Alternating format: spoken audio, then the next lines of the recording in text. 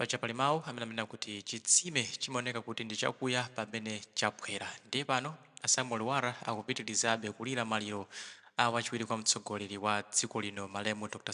Chilima amene anatisiya pa 10 June 2024. Iwo ndithu akufunsa kuti ndi chifukwa chani anthu makamaka pandale timakonda munthu kumunyoza ali moyo, koma akamwalira ndi pamene timatembenuka ndi kumalira mokweza komanso kumanena zabwino za munthu amene watisiya uja. Nde zimenezi ndi zina zotero modo yawo lero Lwara ndithu angofuna kunena kuti Amalawi tisamamunyoze munthu ali moyo, koma akamwalira ndikumabwera ndikunena kuti munthu uja anali wabwino. Chifukwa zimenezi ndi zimene zikuchitika ndi maliro awolemekezeka Dr. Chilima amene ndithu pa nthawi yawo imene anali moyo ambiri mwa ife tinawanyoza pa zifukwa za ndale, koma pamene anatisiya tinapezeka kuti ife tomwe ndi amene tinali oyambirira kulira maliro komanso kumanena zinthu zabwino zokhudza a Dr. Chilima. Ndine ndikhale limodzi pano pa Nyasa VoiceBox kuti timve kuti Lwara abwera ndi zotani lero pa 27 June 2024 pano pa Nyasa VoiceBox.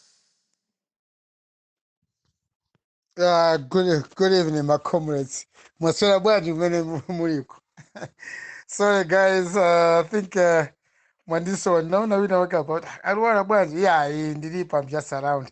Only that munthu wankulu, munthu wofunikira mziko akamwalira ndifa ngati ya vice president. Wanzeru amasowa. Aliyense amafuna khale wanzeru komabe zimakhala zovutirapo. Thank you comrades. Amene mwandipeza kwambiri ku inbox today. We've been sharing a lot of things about Malawi. Inu amene mwandipeza ku inbox nthawi. You have shown that you really love Malawi.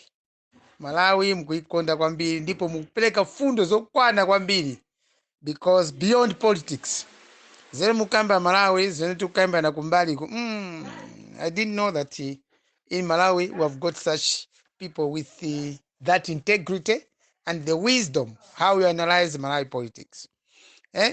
Andale wabwaji sama kufuna kupezera ndi anthu anzeru.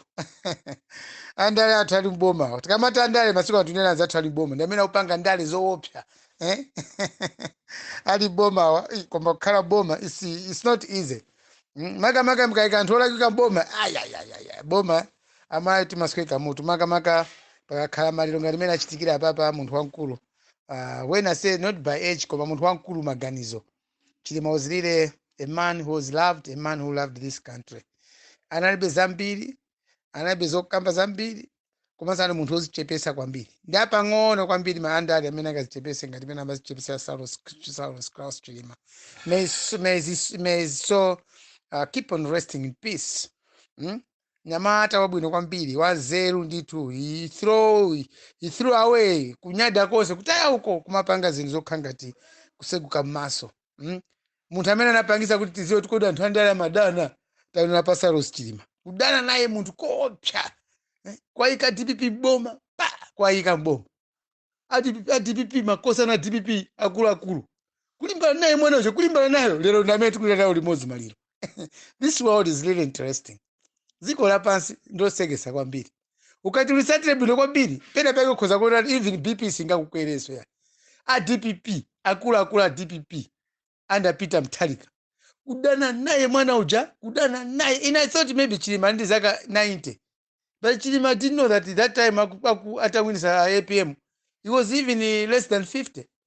Maybe he was about 40 something years, about 45 or 46 years. Time when amawinisa APM kulowa mboma. The boy was just in his 40s. Koma kuona akula madara ndi Eugene, ndi SKC, amadara ndi Chilima. Akula azibambo. Ena mwina azigogo ake amene. Kudana naye mwana uja. Mpaka mwana uja kungochoka mu chipani cha ndalephera mulusumamira ndi akulu. Unali ule mwa ukulu tu Chilima kuchoka mu DPP. That was the highest respect of the land. Kwasi akulu aja kudana akulu ndi dambo mozima moto. Ndiye panopa moto mene unesi ningauzimise yayi. Anangochoka mu Chilima mu DPP. Kena ndi uyo mnyamata. Wachoka mu DPP, ife tiliko opposite kumasangala MCP. Wachita bwino, chipani changaza. Tinatukwana DPP, kuitukwana ine I was one of them. Kuitukwana DPP, tinaitukwana DPP, sausala choka mu DPP. Wabwera kwa MCP. That mgwizano watose alliance upanga. Tinamkakamiza Chilima, ilowa kunoko after 2019 elections. wacho DPP anakha number 3 with 1 million votes kuchita beat UDF kuchita beat PP zipani za chimene chani boma kuchidusa Cyrus Chilima 2019 and was number 3 with 1 million votes. 1 million votes manager pachibwereza koti achita nullify my elections acha anabera zatha DPP chwa DPP kubande mwina sikunati so DPP itabera zisankho zija kunabwera ngatandani apo atosalansa awa kuona DPP inabera zisankho koma kupanganso mpikisano wachibwereza ucha DPP kana winabetu excuse me DPP kana winabetu kuti kante masankho achibwereza flex zisankho chimeneja DPP kana dusa tipanga bwanji time nandi intelligence to opposition tinandi intelligence ya mphamvu tili ku opposition ya MCP ndizipane zina metikona baba DPP dusa tamnyengere Chilima yalowepo ku MCP. It was not easy for Chilima to be accepted to go into alliance with Chakwera zazofuta MCPs ana muda kuopsha Cyrus Chilima kena ko Cyrus Chilima chifukwa cha zatu mwina kupemphera mapemphera macharichi kwa mapemphera Catholic pena pake mwina mapemphero awo amakhala umulimbisa munthu mtima kapena oziwa kukhululuka kapena kuyanjanisa anthu.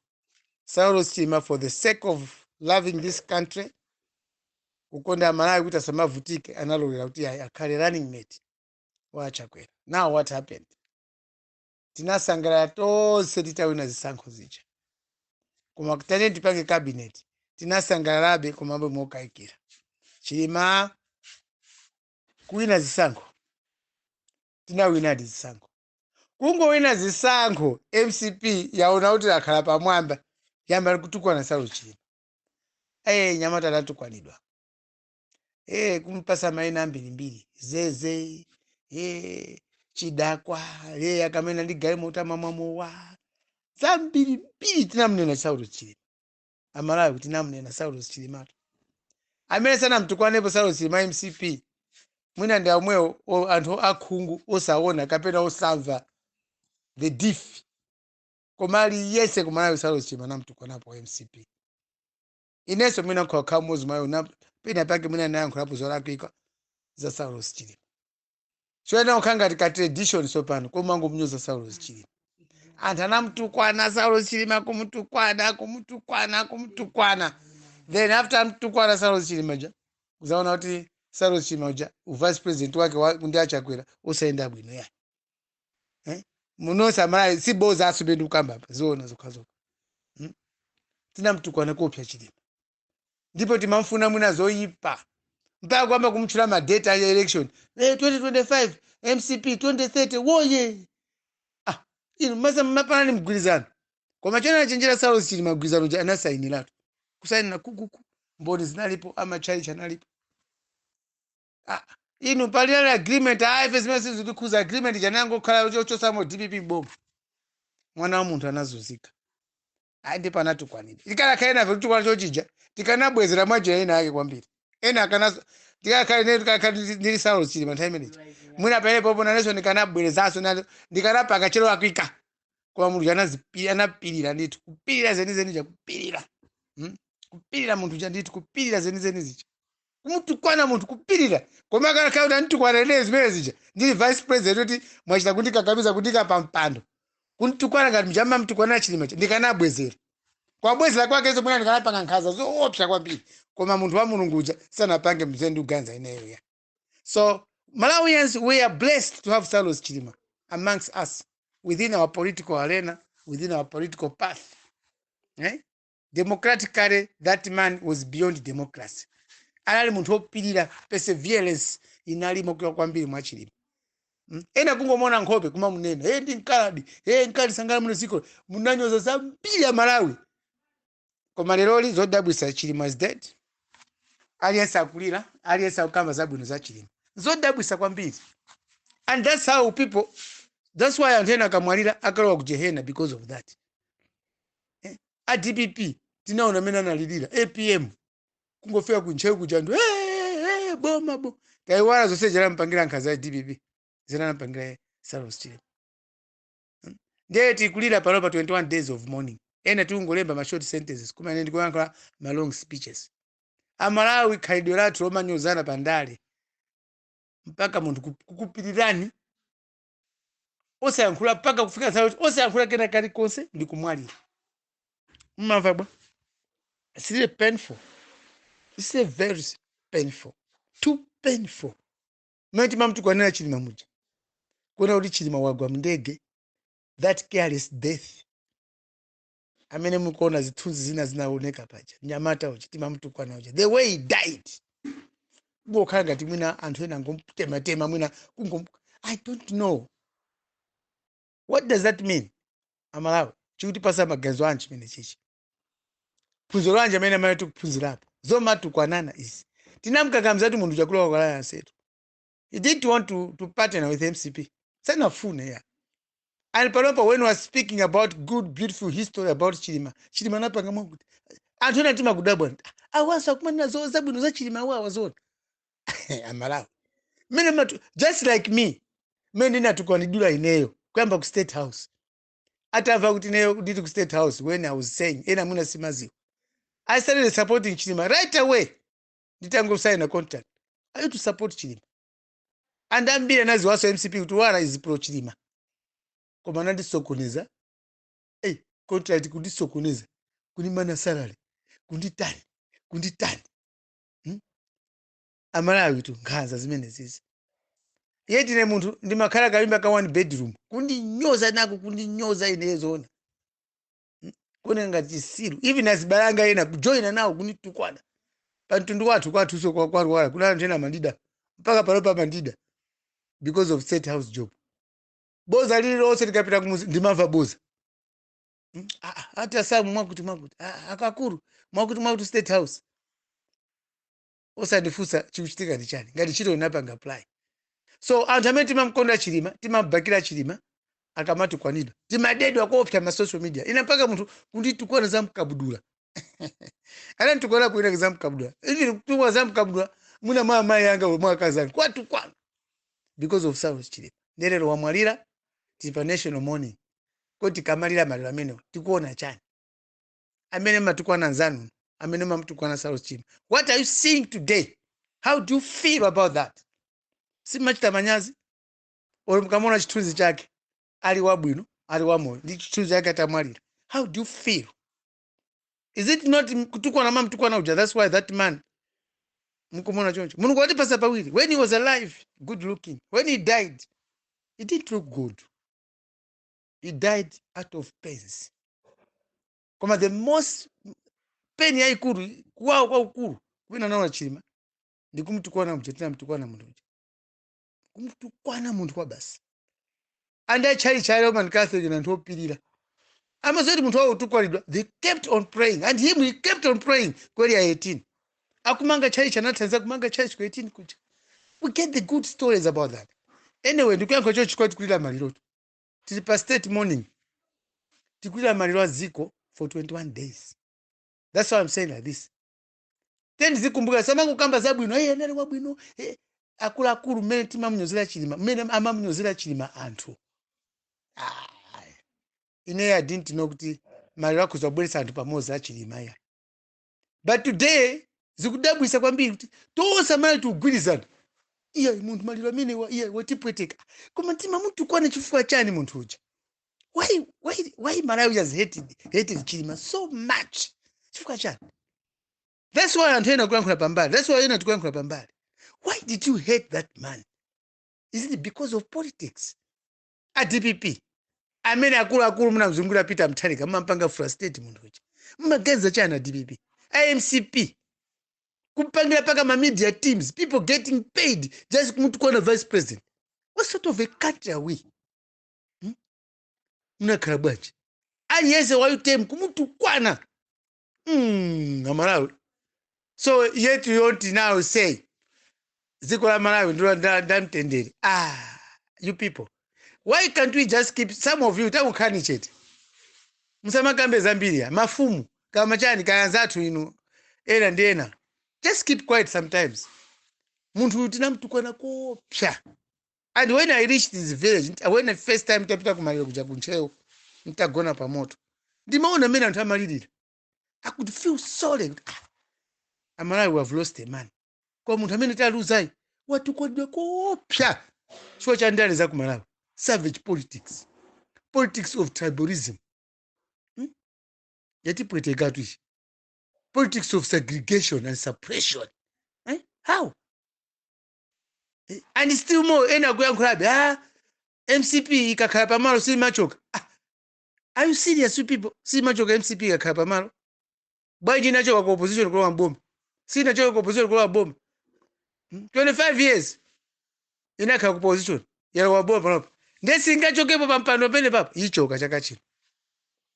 Amene mnamtukwana Chilima ino. Mukopa ena mukopa kufatu. Because mukona ngati Chilima akakhala pa gate ku Paradizo. Ngazina munthu mjama mnyoza panoja. Mukamwalira inuyo. You'll be there to judge you. Mukona you'll be one of the angels ukapa Kungoyelekeza. Akakhala Mgelo pa gate ya ku Paradizo. Akakubwezani tu Chilima. Unless you confess that man was so innocent. Ena fitina unakali that the innocence in that man. That's why ena matitu kwana. Ine ndi nati kwanidwa hapo tu. Ndipo nikakauti ukhala mulilongo eneso mwina ndikanafa kalikali. So security yangu mwina zikaya kaya ikulu. Because kumizimba kunoko are more secure than mulilongo. Nakaya mulilongo esu are more secure. Koma neyo kuti ninaona kuti anthu ena amene amasapota Chilima amatukwa nido. Kutukwa nido limozi ndi Chilima. And Chilima kept quiet.